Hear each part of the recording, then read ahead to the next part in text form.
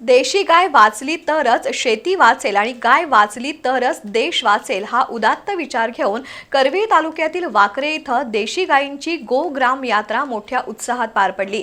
देशी गायींची गावातून सवाद्य मिरवणूक काढण्यात आली। करवीर तालुक्यातील वाकरे इथं परिसरातील गोपालकांनी एकत्र येत अनोख्या पर्वाची सुरुवात केली आहे। या निमित्त गावातून पारंपरिक वाद्यांच्या गजरात आणि भजनाच्या सुरावटीत देशी गायींची भव्य मिरवणूक काढण्यात आली। या यात्रेनं संपूर्ण परिसर गोमय झाला होता।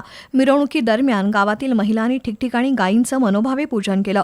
गोसेवा संयोजक उदय मोडेकर यांनी यावेळी उपस्थितांना मार्गदर्शन करताना गोपालनातून ग्रामविकास, विषमुक्त शेती आणि मानवी आरोग्यासाठी देशी गायींचं असलेलं महत्त्व पटवून दिलं।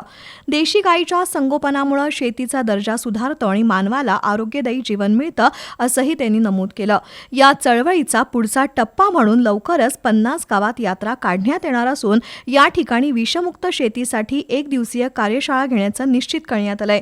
या गोग्राम यात्रेच्या यशस्वी नियोजनासाठी योग प्रशिक्षक युवराज बाउचकर, महादेव पाटील, नामदेव माने, राम पाटील, श्रीपती पाटील, नामदेव पाटील, संभाजी हुजरे, सरदार माने, भरत पाटील, संजय पाटील, उद्धव मडके, गजानन आसगावकर, विलास पाडळकर, नामदेव कांबळे यांच्यासह परिसरातील अनेक गोपालकांनी विशेष परिश्रम घेतले।